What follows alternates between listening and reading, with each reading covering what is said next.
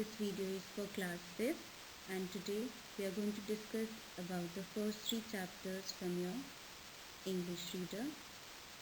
The first topic is compound words. Compound word is formed by joining two words together.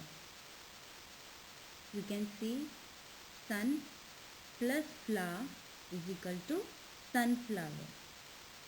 So here sun itself is a word, flower itself is a word. So two different words are joined together and then a new word is formed. That is called compound words. Moving on. New word formed by joining two words is called compound words. I already told you.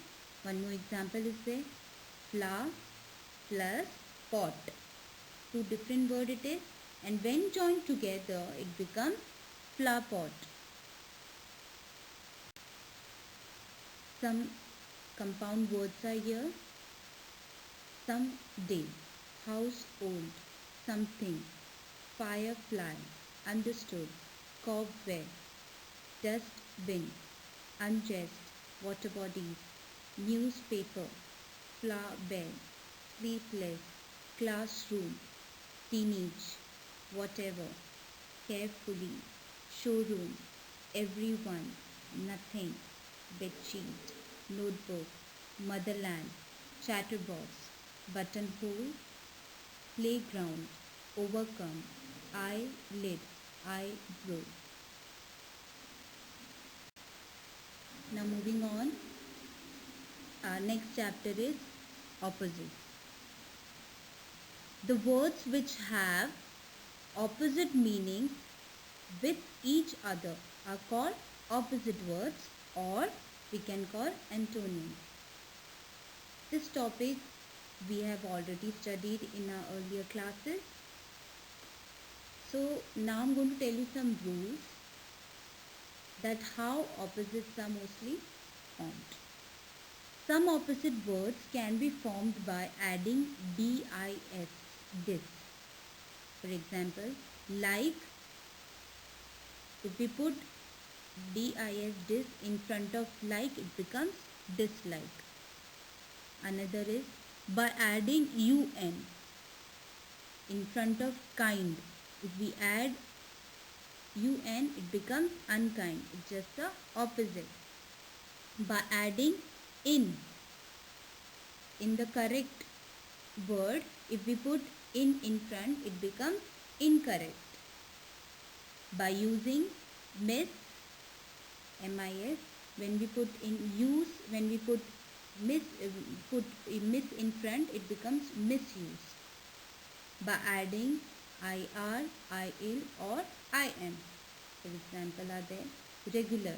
If we put ir in front of regular, it becomes irregular, just the opposite. Legal. When we put il in front of legal, it becomes illegal. Possible.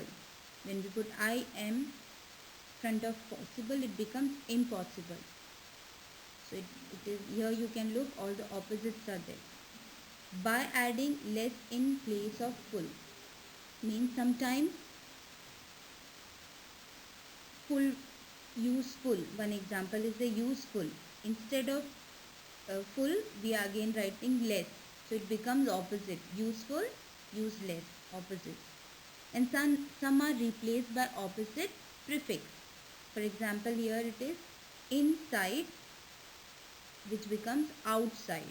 So a prefix in and out is a prefix, and you can see it becomes an opposite. Moving on, here are some of the opposites. Easy, difficult, victory, defeat, worried, carefree, evil, good, busy, idle, cruel, merciful, friend, enemy, indoor, outdoor, afraid, brave, deep, shallow, allow, disallow, discipline, indiscipline. So moving on, I hope you understood what are opposites. Now our third chapter is synonyms. You must be thinking opposite, we had said another name, antonyms, and here Synonym. Synonyms means a word or phrase that has the same meaning as another word or phrase in the same language. Here, one word is given and that same word has different words but the meaning is same. For example, big. For big, we can use large also. Reading, we can say studying. For peace, quietness. Now moving on, we'll see some more synonyms. Some synonyms: forest, jungle; root, way; friend, companion; zeal, enthusiasm; pose, posture; little, tiny; traditional, conventional; attention, consideration; miserable, pathetic; movement, agitation; impatient, eager; pleasant, pleasing. So I hope you understood through this video that what are compound words, what are antonyms, and what are synonyms. Now you all have to do a homework.